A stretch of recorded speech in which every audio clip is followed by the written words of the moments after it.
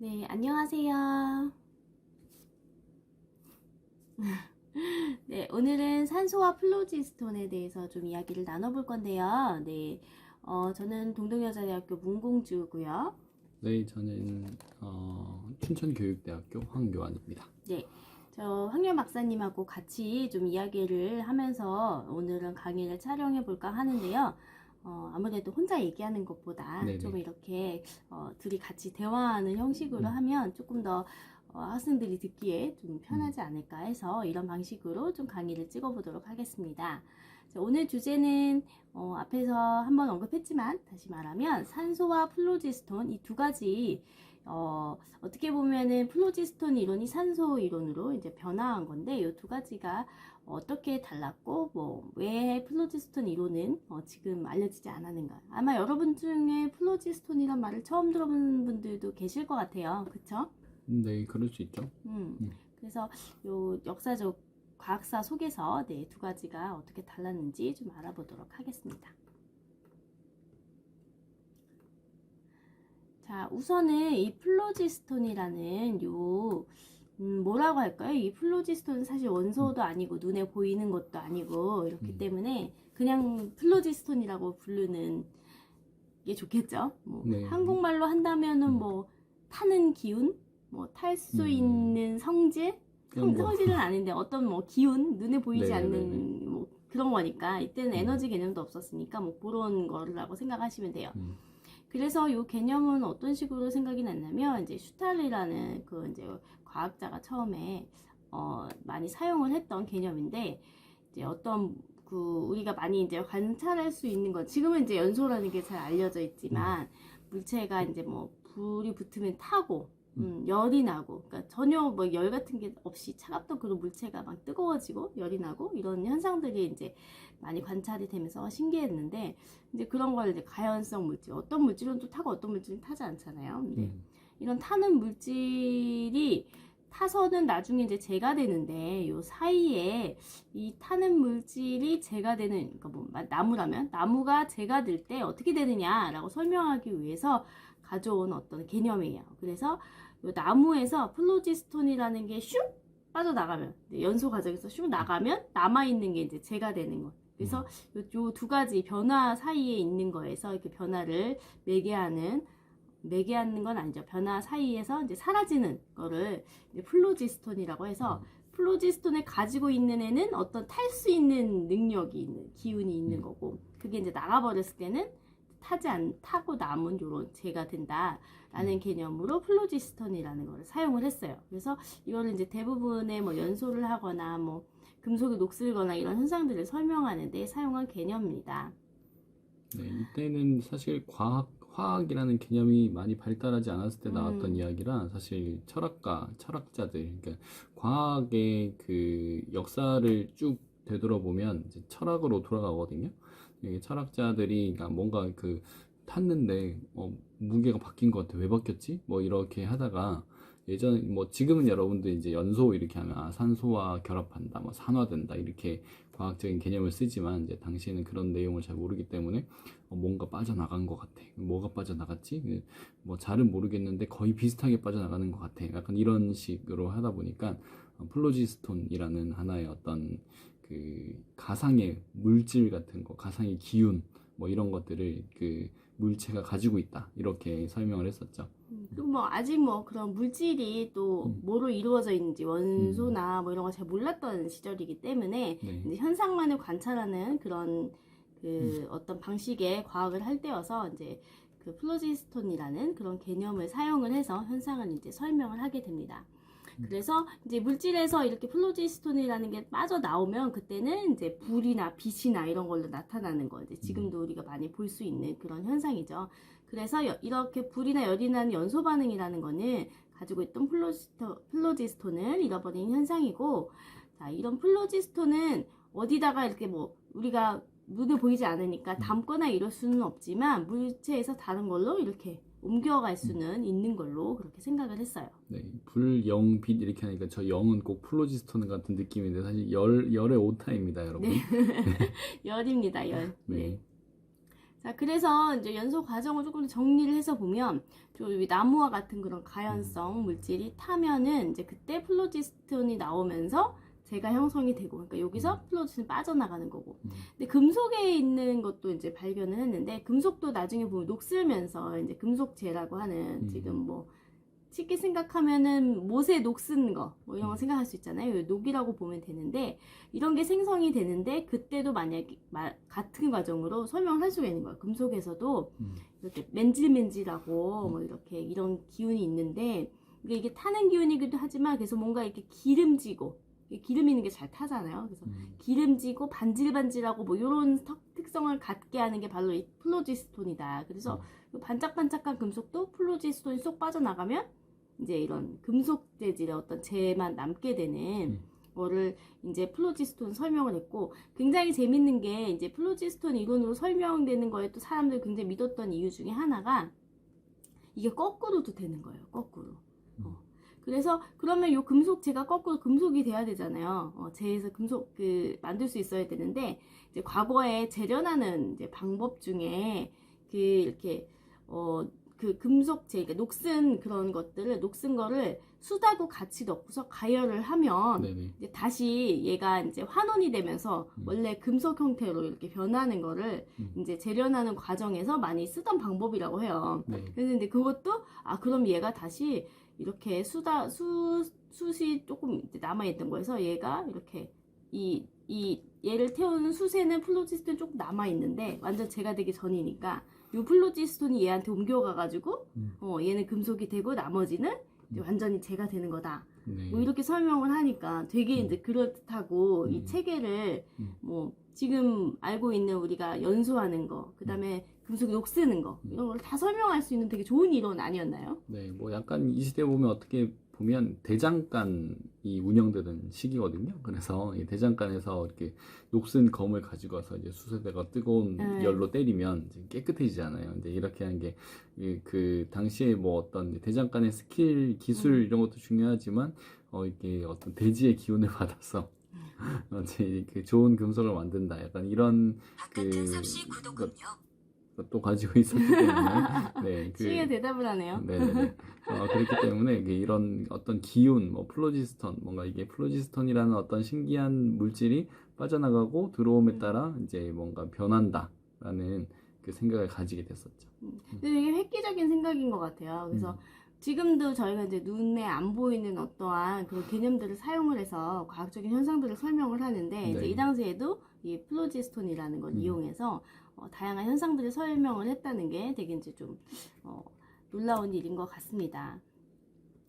자, 그 다음에 이 플로지스톤 이론이 또 되게 그 가치 있는 이유 중에 하나는 앞에서 본 것처럼 연소하는 거, 그 다음에 녹쓰는 거, 그 다음에 사람이 어떤 에너지를 얻는 과정, 그래서 이게 약간 기름진 기운 이런 거라고 했잖아요. 그래서 이런 모든 것들이 다 이 플로지스톤 흡수하고 내보내는 어떤 이런 걸로 이루어지는 메커니즘이라고 동일하게 이렇게 생각을 했던, 이렇게 확장적으로 생각했다는 게 굉장히 현대의 과학 이론하고 유사한 그런 형태를 지니고 있었던 것 같아요.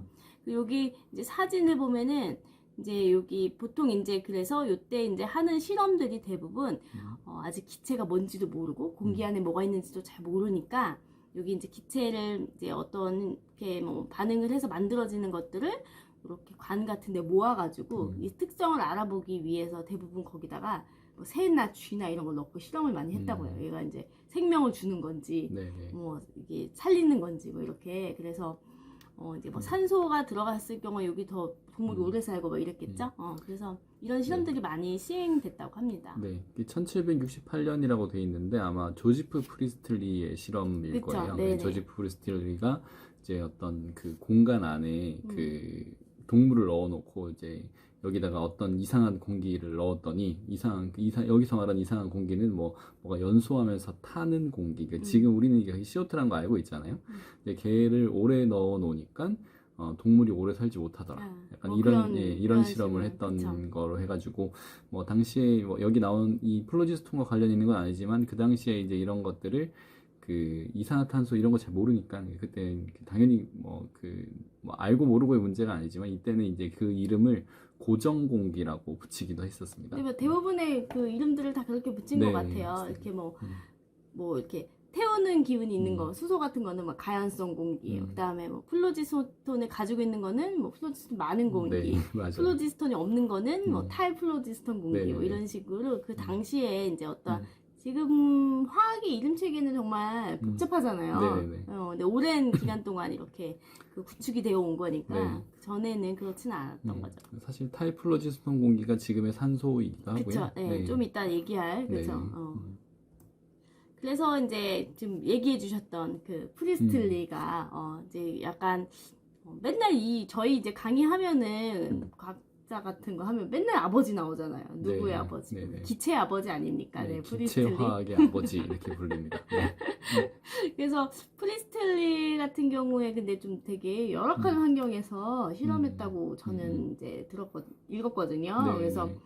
자기 그 부엌 같은 뭐 그런 공간에서 그냥 되게 이때 이제 기체를 모으는 방법들도 사실 지금처럼 막 이렇게 다양한 기체들을 알고 원소를 알고 이런 게 아니었기 때문에 지금 저희가 뭐 집에서도 할 수 있는 실험들, 그죠? 그쵸. 네. 뭐 몇 가지 이렇게 뭐 산성이나 뭐 이런 거에다가 뭐 넣고 나오는 기체를 뽀글뽀글 나오면 뭐 이렇게 관에 모아가지고 이제 물 같은데 거꾸로 비커 넣고 이렇게 네네네. 모으고, 그쵸? 네. 그런 이제 저희 중고등학교, 초등학교 때 했던 실험 방식으로 이제 기체들을 다양하게 만들어서 수집을 한 거예요. 그리고선 얘에다 뭐 불도 붙여보고 아까 앞에 봤던 것처럼 거기에 막 쥐도 넣어보고 이러면서 이 기체 새롭게 이 모은 기체가 어떤 특징인가 이러면서 이제 많이 관찰을 했던 그런 거죠. 그래서 여기 보면은 지금 프리스틀리가 많은 기체를 이제 발견했는데 어떤 것들을 발견을 했나요? 일단 10가지 정도 새로운 기체를 발견했다고 얘기하는데요. 뭐 당시에 이름이 어땠는지 다 기억은 잘 나지 않지만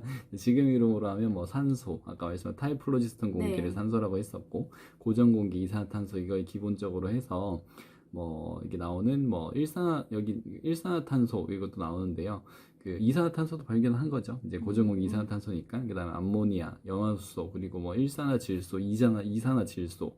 이제 공기 중에 실제 존재하고 있는 대부분의 공기를 대단한 것 같아요. 발견했다라고 얘기할 수 있습니다. 이 당시에 네. 이렇게 지금도 저는 이 공기 안에 얼마나 뭐 다양한 공기들이 그 기체들이 섞여 있는데 이거를 다 구별을 해가지고 네. 발견을 했다는 게 정말 대단한 아버지라고 불러야 될 것 같아요. 네, 뭐 이 당시에 사실 또 하나 재밌는 얘기 중에 하나는 이제 고정 공기를 뭐 물에 넣어서 먹어보니까 되게 청량감이 있더라. 탄산수네, 탄산수. 네네네. 탄산수를 또 조지 프리스틀리가 처음에 만들었다. 뭐 이런 저도 얘기도 본 것 있어요. 같아요. 네. 그래가지고 그것 때문에 이때 막 사람들이 줄을 서가지고 그 탄산수를 네, 사려고 막 뭐 심리까지 줄을 서고 막 이랬다고. 그쵸.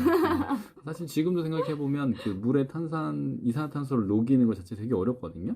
예, 뭐 고압이 있어야 되고, 그리고 이제 온도도 뭐 잘 조절해야 되고. 이 당시에는 뭐 이렇게 흔들었겠죠. 이렇게. 네. 이산화탄소 넣고 녹아라 네네네, 막 이러면서 그쵸. 흔들어가지고. 근데 아무튼 뭐 당시에 그 탄산수를 만들어가지고 이걸 먹어보니까 이거 괜찮은데 맥주 뭐 이런 식으로 간 거죠.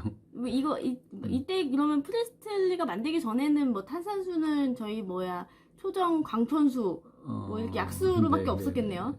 뭐 그때 약수를 먹었는지 잘 모르겠네요. 먹지 않았을까 거기서? 네네네. 물이 뭐 워낙 그때야 뭐 지금부터 벌써 300년 전이니까 물이 깨끗해서 뭐 물을 찾아 먹진 않았을 것 같아서 광천수 이런 걸 먹긴 했을 것 같은데 뭐 그 느낌과 또 다르죠. 이제 이 청량감, 탄산수의 청량감, 시원한 청량감이 다르니까요. 네. 그러면 탄산수의 아버지로 하죠.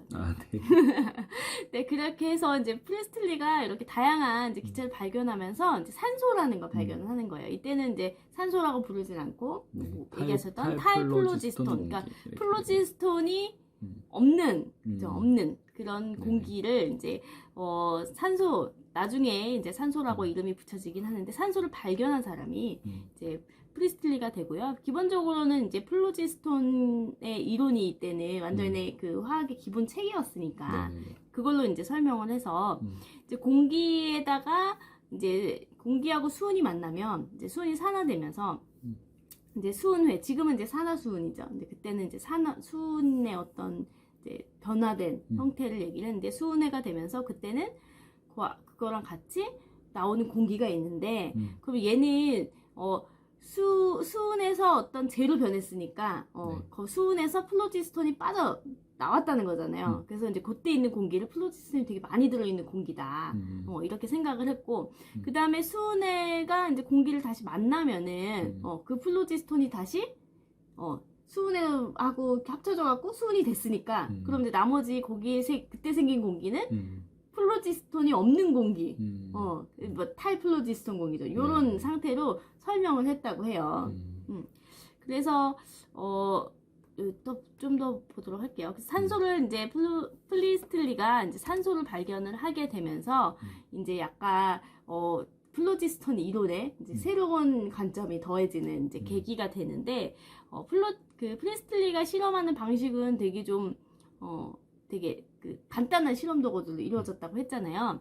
그래서 이제 실험을 한 거 중에 이제 이 수은회를 가열을 해가지고 반응을 보기만 실험을 하는데 이런 실험에서도 이렇게 볼록 렌즈로 이렇게 햇빛을 모아가지고 이제 태우는 그쵸. 이런 방식. 지금은 이제 생각할 수 없는 일이죠. 이제 네. 수은을 사용하는 것부터.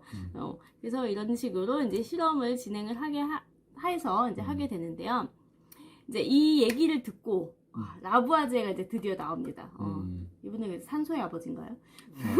라부아제. 화학의 아버지인가요? 네, 그냥 뭐 보통 저희가 화학의 아버지 이렇게 부르는데요. 오늘 아버지들이 네. 엄청 많이 나오네요. 네. 그리고 아까 한 가지 잠깐 수정하자면 조지프 프리스틀리가 이산화탄소를 발견한 게 아니라 그 같은 시대에 있던 조지프 블랙이라는 사람이 있거든요. 뭐 이름 비슷하네. 조지프 블랙이 이산화탄소를 먼저 발견을 해서 아마 프리스틀리의 발견은 이산화탄소가 빠진 거로. 그럼 그 시기에 사람들이 이제 기체에 굉장히 많이 관심을 가지고 있어요. 네네. 당시에는 뭐 화학에서. 이제 불을 끄게 만드는 기체, 뭐 약간 이런 식으로 해서 이제 고전 공기라고 그 조지프 블랙이 먼저 이름을 붙였었고, 그 블랙 같은 경우에는 그 화학에서 실험할 때 굉장히 계산을 중시했던 사람이라 그런 이제 질량 측정하고. 네, 그래서 플리스틀리가 했던 그 이제 실험 얘기를 듣고 이제 라부아제가 산소를 발견한 어떤 그 플로지스톤이 빠진 공기가 이제 있다는 거에 이제 관심을 갖게 되고요. 이제 같은 실험을 이제 좀 수행을 해보게 됩니다. 근데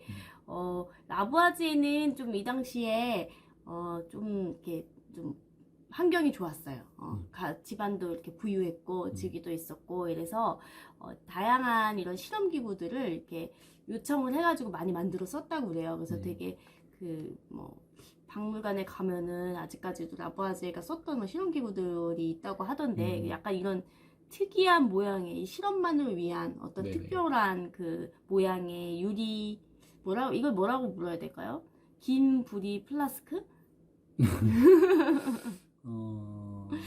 너무 정말 특이하게 생겨가지고. 네, 그래서 약간 이런 식으로 해서 그 실험만을 위한 어떤 이런 기구들을 만들어서 사용을 했는데 이제 그래서 아까 그 방법 좀 이번 어려웠잖아요. 여기 렌즈로 이렇게 하는 방법은. 근데 여기다 이제 불을 이렇게 수은을 넣고 이렇게 가열할 수 있는 장치를 만들어서 이때 생기는 공기들을 이렇게 모을 수 있는 그리고 나중에는 요 밑에 저울까지 달아가지고 바로 기체의 공기 그 질량까지 잴 수 있는 이런 이제 기구들을 만들어서 사용을 했다고 합니다. 그러니까 이제 훨씬 더 정량적인 실험이 가능한. 그리고 라부아제는 아까 말씀하셨던 그 CO2를 발견한 조셉 블랙처럼 블랙 맞나요? 조지프 블랙. 조지프 블랙. 네. 그 사람처럼 이 당시 이제 그 전에는 이렇게 정량화하는 것들이 많이 없었는데 이제 기체를 무게를 단다는 생각은 이제 사실 못했던 시기였는데 정량화해서 하는 이런 실험, 지금 우리가 당연하게 화학 실험에 생각하는 이런 정량적인 부분들이 자리 잡아가는 그런 계기가 됐는데요. 자, 그래서 이제 이런 이제 실험을 통해 가지고 여기 이제 어떤 그 플로지스톤 이론에서 봤을 때는 플로지스톤이 사라진 그런 것이 이제 생겨난다는 것을 알게 됩니다. 네. 그래서 이 현상에 대해서 이제 라부아제는 해석을 하는데. 자, 원래 이 프리스틀리는 플로지스톤 이론에 기반을 해서만 자기 현상을 이제 봤던 거잖아요. 근데 라부아제는 그 앞에서 발견한 그 탈플로지스톤 공기, 요 공기에 좀 집중을 한 것 같아요. 그래서 요 탈플로지스톤 공기를 산소라고 부르고 이 산소라는 거가 그러니까 플로지스톤이 빠지는 게 아니라 네네. 이 산소가 더해져가지고 새로운 게 만들어지는 거다라는 아이디어를 내게 되는 거죠. 그래서 이게 이제 굉장히 어떻게 보면 그래서 과학사에서 이때를 화학혁명이라고 불러요. 그래서 완전히 그 기본적으로 화학에서 연구하는 어떤 그 물질들이 뭐 연소되고 아니면은 뭐 녹슬고 이런 산화환원되는 과정, 기본적인 과정에 대한 기틀을 만드는 이런 때이기 때문에 이렇게 해석을 하게 됩니다. 그래서 뭐 아까 수은해를 이제 산화수은, 그래서 산화수은이라고 부르게 되겠죠. 산소가 들어간 수은이니까. 그래서 산성의 성질을 가진다. 그래서 산화수은이라고 하고, 그 다음에 산화수은은 다시 수은하고 산소로 나눠져서 산화수은에 이렇게 산소가 발생하는, 가열을 하면 산소가 발생하는 탈플로지스톤 공기가 모이는 거를 이제 설명을 하는 그런 과정으로 새로운 방식의, 그러니까 플로지스톤 이론을 완전히 버리고 이제 나는 산소로 설명할 거야. 이런 어떤 혁명적인 생각의 변화를 이루게 됩니다.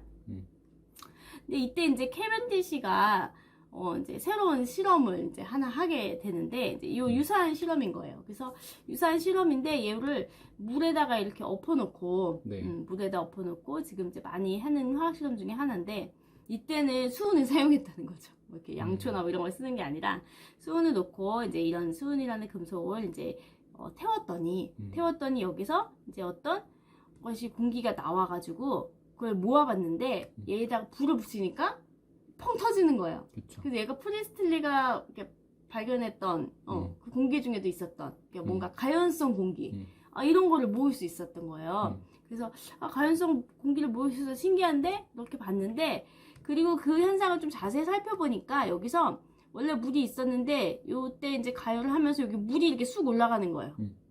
그래서 이걸 보고 캐벤디시도 이제 플로지스톤 이론에 의해서 설명을 하고 있었으니까 이게 바로 여기 올라갔으니까 얘네가 뭔가 사라진 뭔가 그쵸. 없어졌다. 뭔가 없었다. 지금 이 관 안에 있던 그러니까 이게 플로지스톤이 산화수은하고 합쳐진 거다.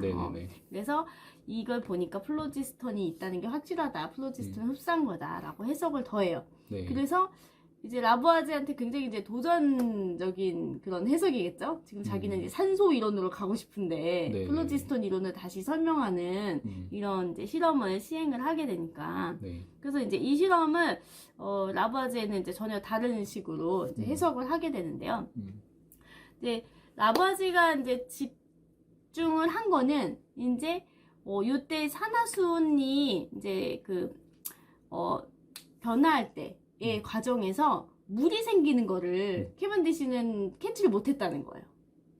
그래서 물이 생기는 걸 몰랐는데 캐벤디시는 왜 몰랐냐면은 밑에다가 물을 넣고 실험을 하니까 물이 조금 생기니까 그게 이제 새로 발생한 불인지 아니면 원래 있던 건지 습기가 찬 건지 알 수가 없었던 거죠. 그리고 사실 그런 부분에 집중을 안 했을 것 같아요. 라부아제에는 좀 새로운 해석을 하려고 하니까 이제 여기서 이제 물이 생기는 거를 관측을 하게 되고, 그럼 물이 진짜 여기서 생긴 건지 아닌지 알아야 되잖아요. 그래서 이제 이때 굉장히 제가 볼 때는 무서운 실험인 것 같아요. 그쵸? 물 대신 그러니까 이제 수은을 사용해가지고 수은을 갈아넣고 이제 실험을 하게 되는 거죠. 그러니까 이제 여기서 이제 수은이 조금 상승하고 그 위에 이제 물이 이제 아주 조금 안에 생기는 이런 거를 관측을 하게 됩니다. 그래서 라부아제는 봐라 이게 이 새로운 거가 플로지스톤이 없어지는 게 아니라 뭐가 생기는 거다. 물이 생긴다. 여기 있는 거하고 만나가지고 그래서 이 물은 수소하고 산소의 결합에 의해서 새로운 것이 생기는 거다라고 설명을 하게 돼요. 그러면서 이 현상에다가 이제 플로지스톤 이론이 아닌 산소를 가지고 설명하는 새로운 이론으로 이거를 이제 설명을 하게 됩니다. 그 라부아지에라고 보통 우리가 부르는데요. 뭐 철학 좀 원래 용어상 하면 라부아지에 이렇게 부르는 것 같아요. 저희 책에서 저 때는 박사님도 그랬죠. 라부아지에였는데 라부아지에. 근데 지금 장하석 선생님이 책에 라부아지에라고 약간 더 원래 이름 발음에 가깝게 쓰신 것 같아가지고 슬라이드는 좀 그렇게 만들어져 있습니다.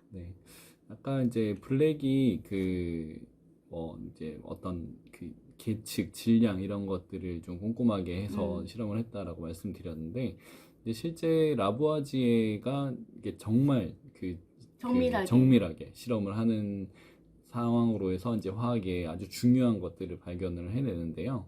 네, 그 라부아지에가 뭐 예를 들면 질량 보존의 법칙 이런 것도 라부아지에 실험에서 이제 다 나오기 시작을 했고, 그 산소라는 명명을 라부아지에가 하고, 그리고 사실 수소는 아까 말씀하신 대로 케빈디시가 발견을 하거든요. 가연성 기체. 수소라는 이름은 라부아지에가 네, 수소라는 이름으로 붙이진 못해.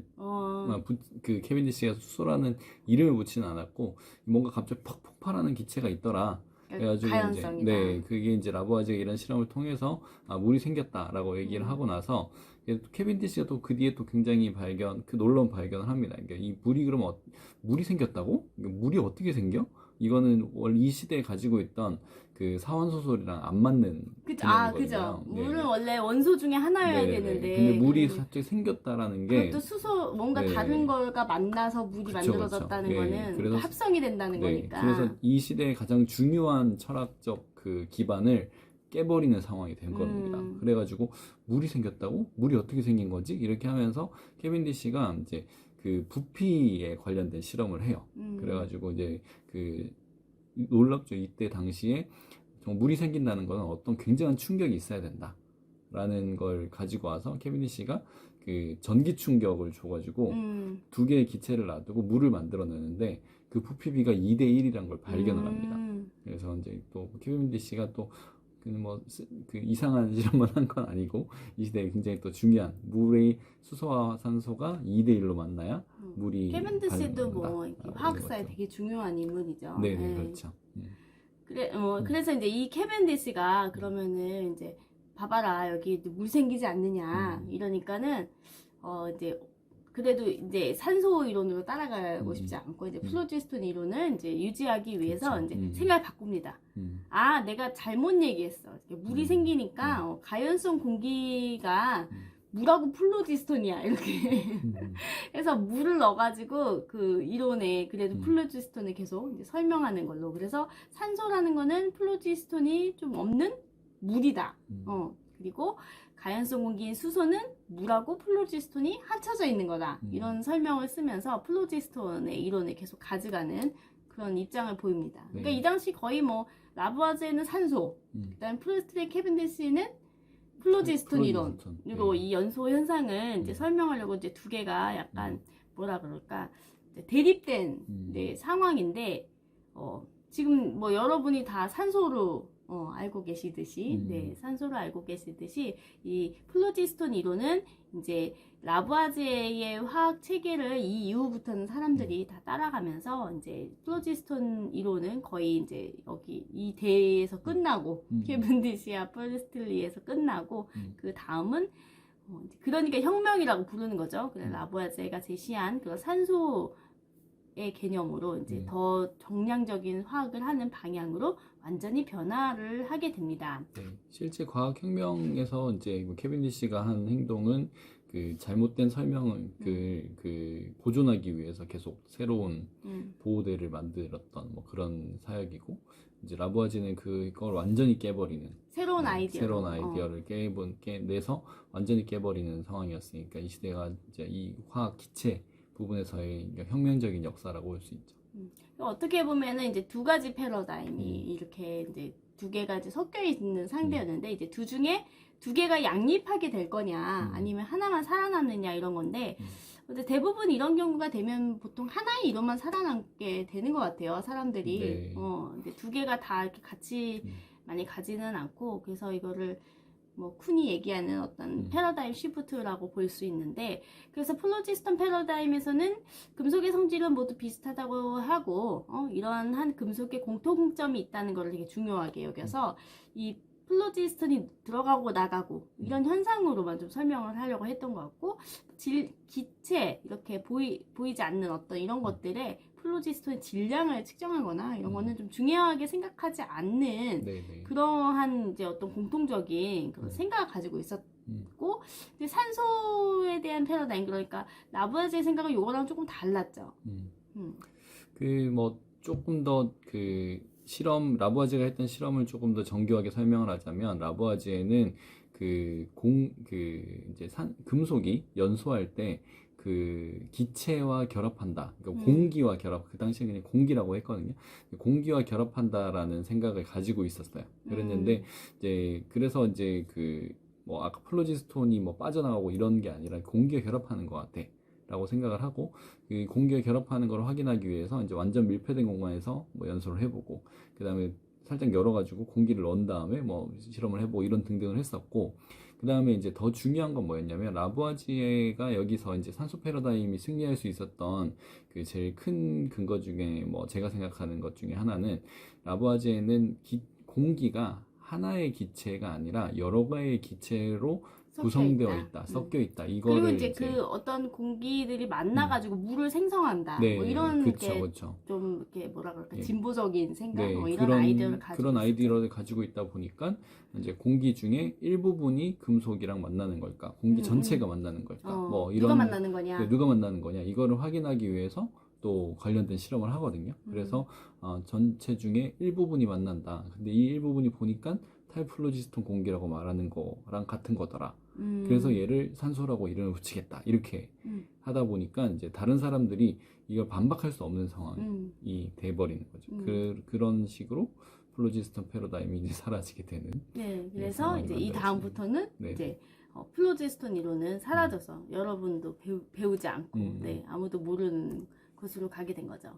근데 플로지스톤 이론이 가장 설명되지 않았던 부분은 바로 이 질량 부분인 거예요. 플로지스톤 이론은 이제 다른 사람들은 뭐 기체의 질량을 중요하게 생각하지 않았는데, 이때 이제 보면은 금속이 산화되는 거를 보면 분명히 이제 플로지스톤이 빠져나갔는데 사실 질량은 더 재보면은 늘어난다는 걸 알 수 있잖아요. 그쵸. 그래서 이런 부분들이 설명이 안 되는 이런 다양한 어떤 변칙 현상들 이런 것 때문에 맞습니다. 결국에는 산소 이론으로 좀 넘어가게 되지 않았나. 제가 이 시대에 플로지스톤설을 지지하는 사람이었으면 플로지스톤 앞으로 넘겼을 것 같아요. 그래가지고 녹슨 게 플로지스톤을 만나서 녹이 쓸었다 이러면 거꾸로. 네, 그러면 근데 산소랑 사실 다르지 않잖아요. 그게 산소잖아요. 그렇긴 한데 이제 우선은 이 상황에서 질량이 늘어나는 거를 이제 설명할 수 없으니까 설명할 수 없는 상황을 설명하게 만드는 게 이제 또 우리가 새로운 그래서 안 하려고 하는 거니까 반대를 그렇죠? 생각하는 방식을 제안해서 이제 그게 라부아제의 어떤 완전히 이제 이 설명 방식을 체계를 바꿔버린 이런 게 되는 거죠. 그래서 여기 보시는 이제 이게 토끼인지 오리인지 하는 문제잖아요. 그래서 이론 적재성을 봤을 때 우리가 어떤 이론을 하나 장착을 하게 되면, 그러니까 저걸 토끼로 봐야지 그러면 계속 토끼로 보이고, 오리로 봐야지 그러면 계속 오리로 보이듯이 이렇게 한 번 두 가지 양립된 이론 중에 하나를 선택해 버리면 이제는 이 이론을 기반을 해서만 현상을 이제 계속 바라보게 되고, 그 이후에 과학 지식이 발전하는 방향은 이렇게 하나의 이제 이 시대에 많이 통용되는 그 이론을 중심, 그 패러다임의 중심으로 과학 지식이 계속 이제 쌓여 나가게 됩니다. 결국 산소 패러다임의 승리로 볼 수 있는 거겠죠, 이 이야기는. 네, 이 시대가 이제 1700년대의 이야기인데요. 화학자, 역사 이래 케미스트리스트라고 불리는 화학자라고 불렸던 첫 번째 과학자를 우리가 보통 보일이라고 얘기를 하거든요. 보일이 이제 기체의 온도와 부피 간에 이제 공식 관계를 만들어내고 나서 그 다음으로 이제 화학자로 이제 유명했던 사람이 블랙, 그 다음에 지금 했던 아까 프리스틀리, 그 다음에 캐벤디시, 탄산수의 아버지. 네, 탄산수의 아버지, 기체화학의 아버지, 그리고 이제 프리스틀리, 그 다음에 캐벤디시, 라부아제 이렇게 오면서 이제 한 100년 사이에 기체화학에 굉장히 큰 발달이 있었습니다. 그래서 이제 라부아제는 아까 말했던 대로 이제 질량이라는 측정 그 결과를 기반으로 해석한다라는 이제 그리고 화학뿐만 아니라 모든 과학의 중요한 관점을 남긴 사람이기도 하고요. 그리고 마지막 또 라부아제가 1789년도에 쓴 화학 원론이라는 책에 처음으로 이제 원소라는 단어를 씁니다. 엘리먼트라고 해가지고 이제 우리가 수소랑 물이 합쳐져서 물이 생기나, 수소와 산소가 합쳐서 물이 생기더라라고 이런 게 질소도 발견하고 이렇게 하잖아요. 이런 것들이 다 원소다. 그러니까 원래 이 당시에는 원소보다는 약간 원소가 맞죠. 그러니까 원소의 개념을 가지고 와서 원자가 따로 있고 분자가 따로 있고 이런 것까지는 아니었고 그냥 원소 어떤 원 엘러먼츠가 있다라는 얘기도 이제 당시에 라부아지가 처음 꺼냈던 이야기죠. 그럼 뭐 근대 화학의 어떤 그 기초 틀 기반을 네네. 이렇게 만들었다고 보면 되겠죠. 네네. 그래서 이제 그런 라부아지의 이런 산소 이론이 승리하는 과정에서 이제 플로지스톤 이론은 역사 속으로 이제 사라지게 됩니다. 근데 저는 이제 이런 과정을 보면서 근데 결국에는 이제 어떻게 보면은 승자에 의한 이긴 이론들만, 근데 과학 이론은 또 언제든지 또 계속해서 바뀌는 거잖아요. 네. 근데 그런 이론들만 이렇게 기록이 되어 있고 우리가 과거에 이제 그렇게 해서 없어진 이론들, 그런 플로지스톤 이론도 사실 굉장히 다양한 현상들을 설명하고 나름대로 논리체계를 가지고 있었던 건데 이런 거에 대해서는 이제 공부하지 않게 되는데 그래도 과학사에서 있었던 그 같이 이렇게 양립했던 이런 이론들에 대해서 공부하는 것도 조금 의미가 있을 것 같아요. 그러면 이제 그 당시 어떤 뭐 사고 과정이나 그 다음에 과학 지식이 왜 이렇게 과학자들이 왜 이렇게 생각을 했는지 이런 것들을 거기서부터 배울 수 있을 것 같아가지고 네. 그렇죠. 우리가 이제 그 계산할 수 있는, 또 측정할 수 있는 이런 도구들이 없는 상태. 그러니까 과학의 방법이 갖추어지지 않았던 시기라고 생각을 하면 좀 정립이 덜 된 상태. 그렇다 보면 저희는 뭐 사이언티픽 메소드 같은 것들이 이게 잘 정립돼 있고 기구들이 잘 갖춰져 있으니까 지금 이런 것들을 당연하게 받아들이고 예전에 말했던 플로지스톤 설 같은 왜 말도 안 되는 얘기를 했어 뭐 이렇게 생각할 수 있잖아요. 근데 저 시대에 아무것도 없는 상태에서 저런 생각을 해가지고 이걸 논리적으로 확립해 나갔다는 그런 현상들을 다 설명을 했다는 거는 대단한 거죠. 발견이고 또 굉장한 논리였을 거거든요. 그리고 지금 이제 어떤 그 화학적인 지식을 다 중고등학교 때 배우니까 그렇지. 그걸 듣지 않고 이 플로지스톤 이론을 지금 듣는다면 다 뭐 굉장히 설득력이 있을 것 같아요. 그렇죠. 눈에 보이지 않는 현상을 설명하는 것 자체가 굉장히 어렵기 때문에 이런 이론으로 이렇게 어떤 정합성을 가지고 다른 이런 현상들을 다 설명할 수 있는 어떤 이론적인 그런 힘을 충분히 가졌다고 생각합니다. 그래서 이제 이때 이게 사라지지 않고 플로지스톤 이론이 이렇게 계속 지금까지 좀 그 이후에도 다른 학파가 나눠져 가지고 산소 학파와 플로지스톤 학파 이렇게 해서 더 연구가 만약에 지속됐다면 좀 뭐가 달라졌을까 하는 이런 문제를 한번 생각해 보시면 좋을 것 같아요. 네, 과제로 한번 내봐야겠군요. 네, 그러면은 그런 부분에 대해서 플로지스톤 이론이 사라진 이론이지만 우리한테 어떤 의미가 될 수 있는지, 그리고 또 그 이후에 만약에 다른 과학자들이 지속해서 연구를 했다면 어떤 그 다른 역사가 쓰여졌을까, 이런 부분들을 한번 생각해 보시기 바랍니다. 네, 그러면 오늘 강의는 여기서 마치도록 할까요? 네. 네, 알겠습니다. 그러면 수고하셨어요.